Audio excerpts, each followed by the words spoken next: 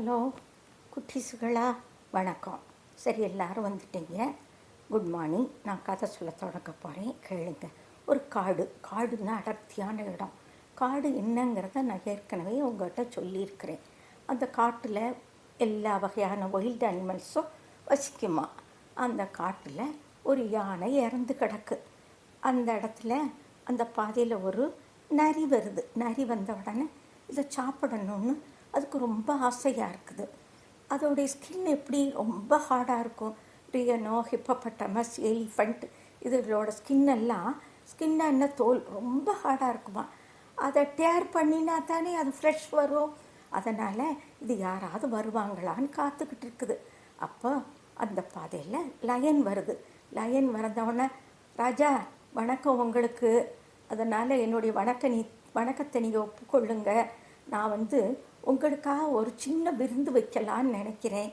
அதனால் என்னுடைய விருந்தை நீங்கள் ஒப்புக்கொண்டா நல்லது அப்படின்னு சொல்லுது.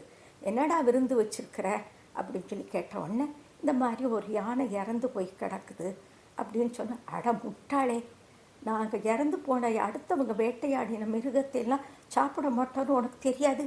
அறிவில்லாத முட்டாளே, இன்னொரு தடவை கேட்ட உன்னுடைய தோலை உரிச்சு போடுவேன் அப்படின்னு சொன்ன உடனே, என்னை மன்னிச்சுக்கிடுங்க ஐயா அப்படின்னு சொல்லுது.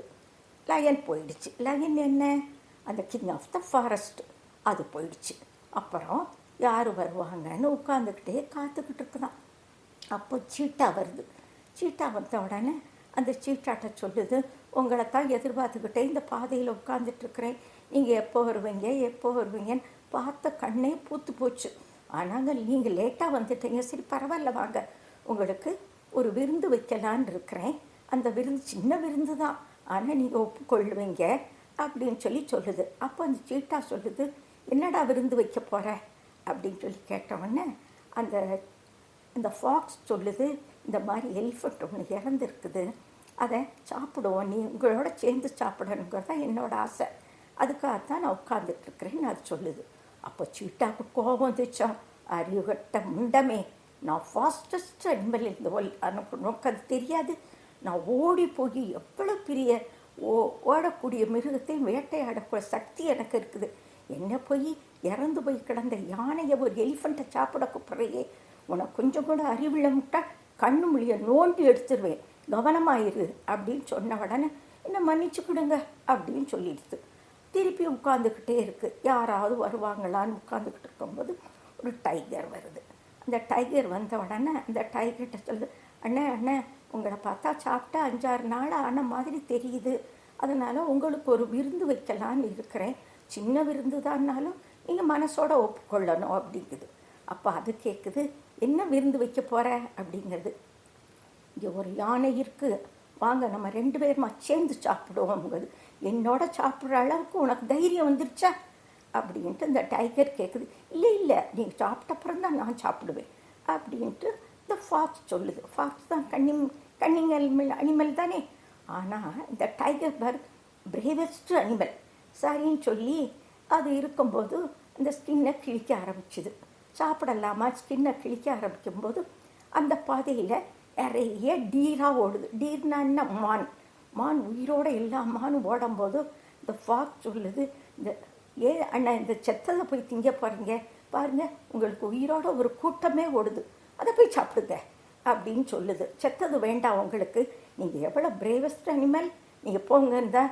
அது இது பேச்சை கேட்டு, இதுதான் கன்னிங் அனிமல் தானே, இதுக்கு என்ன நடக்கணும், அந்த எலிஃபண்ட்டோட ஸ்கின்னை யாராவது கிழிச்சு கொடுக்கணும், அவ்வளவுதான் இதுக்கு தேவை. உடனே அந்த டைகர் என்ன செஞ்சது, அந்த டீருக்கு பின்னால் ஓடியே போயிடுச்சான். இது நல்லதாக போச்சுன்னு அவங்க கூட்டத்தை எல்லாம் கூப்பிட்டு, வாங்க இன்றைக்கி நமக்கு பெரிய விருந்து தான், நம்ம எல்லோரும் ஜாலியாக இருக்கலாம் சொல்லி கூப்பிட்டோன்னே அது கூட்டங்கள்லாம் வந்துருச்சான். கூட்டங்கள்லாம் வந்த உடனே அந்த எலிஃபண்ட்டை கிழிச்சு எல்லாரும் சாப்பிட்டாங்களாம். ஆனால் இந்த நரி பார்க்குறீங்களா, எவ்வளோ தந்திரமான மிருகம், அதுக்கு ஸ்கின்னை கிழிக்கணுங்கிறது அதோடைய எய்மோடைய, அவங்களுக்கு விருந்து வைக்கணுங்கிறதெல்லாம் அதுக்கோட எய்ம் இல்லை. ஆனால் அது பாருங்கள், புத்திசாலித்தனமாக பேசி எல்லாரையும் அதை அனுப்பிட்டு அது சாப்பிட ஆரம்பிச்சிச்சான். இப்போது அறிவாளிங்கிறவன் என்ன, நிறைய விஷயத்தை தெரிஞ்சுக்கிடணும்னு ஆசைப்படுறவன் அவன் தான் அறிவாளி.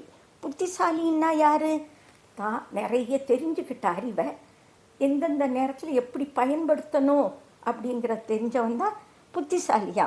ஆனால் இதில் பாருங்கள், புத்திசாலி யார்? இந்த ஃபாக்ஸ் தான் புத்திசாலியா. இவங்க 3 பேரும் புத்திசாலி இல்லைங்க.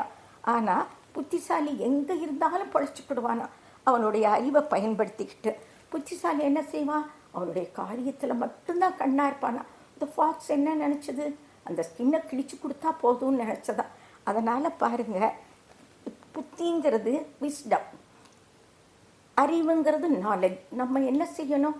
முதல்ல அறிவை நம்ம தேடணும். முதல்ல தேட வேண்டியது அறிவு. நம்ம தேடக்கூடிய அறிவை நல்ல முறையில் பயன்படுத்தி வீட்டுக்கு, நாட்டுக்கு, எல்லாருக்கும் உதவியாக இருக்கிறதா புத்திசாலித்தனமா. அது எப்போவுமே நமக்கு பலன் தருமா. அறிவு தான் ஆற்றல். Knowledge is power. ஒவ்வொருத்தருக்கும் நாலேஜ் இல்லாதவங்க யாருமே இல்லை. அந்த பவர் அவங்க யூஸ் பண்ணினா அவங்க பெரிய புத்திசாலி ஆகிடுவாங்களாம். எப்பவும் பார்த்தீங்களா, அந்த நரி மாதிரி புத்திசாலியாக இருக்கணும். ஆனால் கன்னிங் அனிமலாக இருக்கக்கூடாது, அடுத்தவங்களை ஏமாத்துறதா இருக்கக்கூடாது. நம்முடைய அறிவை பயன்படுத்தி எந்தெந்த சூழ்நிலையில் எப்படி பயன்படுத்தணுங்கிறத தெரிஞ்சுக்கிட்டா நம்ம முன்னேறலாம். குட்டீஸுகளா, உங்களுக்கு இப்போ அறிவுன்னா என்னன்னு தெரியும், புத்திசாலின்னா என்னன்னு தெரியும். அதனால் நீங்கள் புத்திசாலித்தனமாக இருந்து பொழைப்பீங்களா?